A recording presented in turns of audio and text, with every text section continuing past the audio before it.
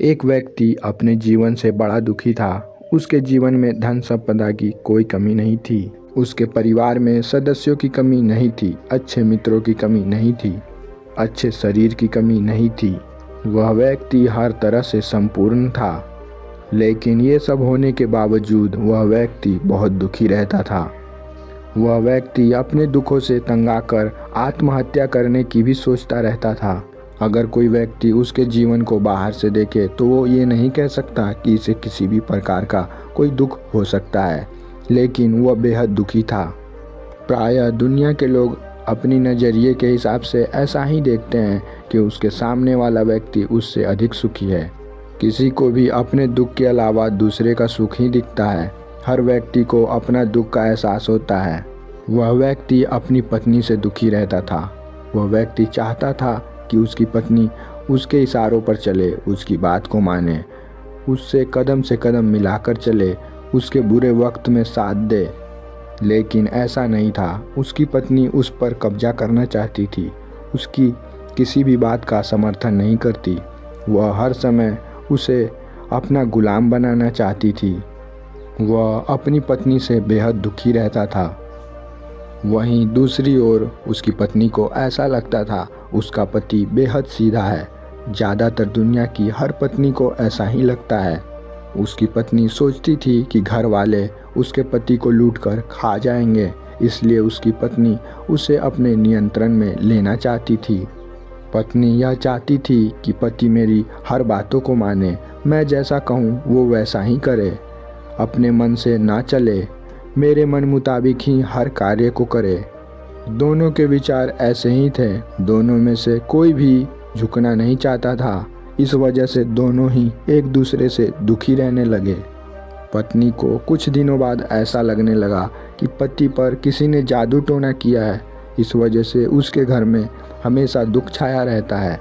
वहीं दूसरी ओर पति को लगता यह दुनिया रहने लायक नहीं है।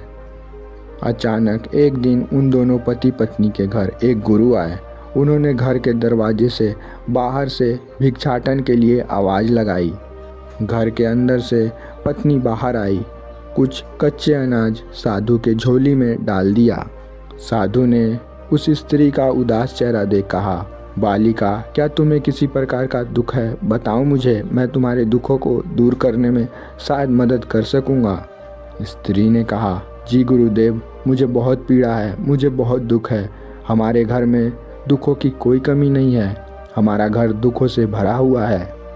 हमारे घर में भौतिक पदार्थों की कोई कमी नहीं है, लेकिन फिर भी हम लोग दुख से पीड़ित हैं। स्त्री ने कहा, क्या कुछ ऐसा उपाय है जिससे इस घर के दुख चले जाएं और बरकत हो और सुख घर में वापस आ जाए? साधु ने कहा, क्या तुम्हारे पति को भी दुख है? अपने पति को बुलाओ। साधु ने उसके पति से पूछा, क्या तुम्हारे जीवन में कोई दुख है? क्या तुम्हारा मन आत्महत्या करने के लिए हमेशा उत्सुक रहता है? उसका पति ये सब जान हैरान हो गया। वह साधु के चरणों में गिरकर कहा, हाँ गुरुदेव, मेरा मन हमेशा दुख से पीड़ित रहता है। मैं हमेशा अपने परिवार से दुखों से तंग आकर आत्महत्या करने की बारे में हमेशा सोचता रहता हूँ। भौतिक रूप से मेरे पास सब कुछ है, लेकिन इस संसार में मुझे जीने का मन नहीं करता। सारा दुनिया मुझे बेकार सा लगता है। स्त्री ने ये सब सुनकर कहा, देखा गुरुदेव, किसी ने इन पे जादू टोना किया है। ये ऐसी ही उल्टी सीधी बातें करते रहते हैं। साधु ने कहा, मैं तुम्हारे दोनों के दुखों को 1 मिनट में दूर कर दूंगा, लेकिन उसके लिए तुम दोनों की सहमति चाहिए। क्या तुम दोनों इस कार्य को करने के लिए तैयार हो? दोनों ने सहमति जता दी। साधु ने कहा, पहले मेरे सवालों का जवाब दो। क्या तुम्हारे घर में परिवार के सदस्यों की कमी है? क्या तुम्हारे घर में धन दौलत की कमी है? क्या तुम निसंतान हो? उन दोनों ने कहा, नहीं, इन सब चीज़ों की कोई कमी नहीं है। साधु ने कहा, फिर तो तुम्हारा दुख, तुम्हारे घर में जल्द ही खुशियों की बारिश होगी। बस तुम्हें कुछ विधियों को पूरा करना होगा। मैं तुम्हें एक दिया दूंगा। उसे तुम्हें 30 दिन तक अखंड रूप से प्रज्वलित करना होगा। ध्यान रहे 30 दिनों तक लगातार 24 घंटे वो दिया जलनी चाहिए, दिया बुझने ना पाए। अगर 30 दिनों तक वह दिया नहीं जली तो तुम्हारे जीवन में हमेशा दुख बना रहेगा, तुम्हारे जीवन में कभी सुख नहीं आएगा। वह दिया देकर साधु वहाँ से चला जाता है। और याद रहे, इस दिए के साथ तुम दोनों में से कोई एक हमेशा उपस्थित रहना चाहिए। इस दिए को अकेला कभी मत छोड़ना। यह कहकर वह साधु चला गया। उन दोनों ने मिलकर उस दिए को जलाया। हमारे जीवन में दुखों का अधिकतर कारण इसी से है, हम दोनों कभी मिलकर कोई कार्य नहीं करते। पति पत्नी के झगड़े का एक कारण यह भी है, एक व्यक्ति अगर अपना दिया जलाता है तो दूसरा व्यक्ति उसके दिए को बुझा देना चाहता है।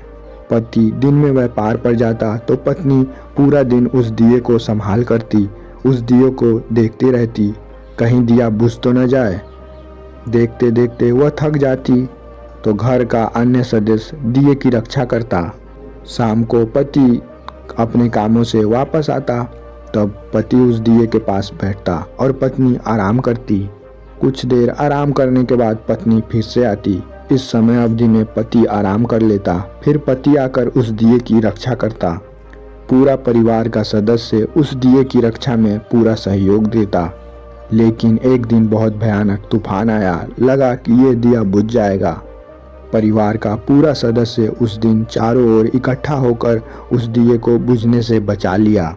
उस रात घर का पूरा सदस्य उस दिए की रक्षा में बैठा रहा, कोई सोने के लिए नहीं गया। उस दिन के बाद दिए के 30 दिन पूरे हो चुके थे। 30 दिन पूरे होने के बाद वह साधु उनके घर वापस आया। साधु ने कहा, 30 दिन पूरे हो चुके हैं, मैं अपने दिव्य दिए को लेने आया हूँ। क्या दिया बुझ गया या वो अभी भी जल रहा है? उन दोनों ने कहा, नहीं गुरुदेव, दिया अभी भी जल रहा है। साधु अंदर जाकर देखता है, दिया सच में जल रहा था।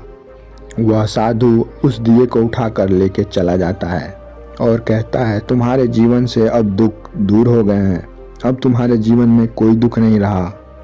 अब उस परिवार में एक दूसरे से ईर्ष्या का भाव, एक दूसरे से नफरत की भाव मिट चुकी थी। अब वे परिवार एक दूसरे के लिए अपना जान कुर्बान करने के लिए तैयार रहते थे। हर काम में मिलजुल कर काम करते, एक दूसरे की हमेशा फिक्र करते। अब उन दोनों परिवारों में पूरी सहानुभूति का निर्माण हो चुका था। उस परिवार में प्रेम की उत्पत्ति हो चुकी थी। हर दुनिया का परिवार इसीलिए दुखी है क्योंकि वह अपने सामने वाले व्यक्ति को अपने इशारों पे चलाना चाहता है, उस पे कब्जा करना चाहता है। इसी कारण से उसके जीवन में दुख बना रहता है। परिवार में समर्पण की भाव नहीं होती है और जहाँ नियंत्रण की भाव होगी वहाँ हमेशा दुख बना रहेगा। जहाँ समर्पण की भाव रहेगी वहीं सुख रहेगा।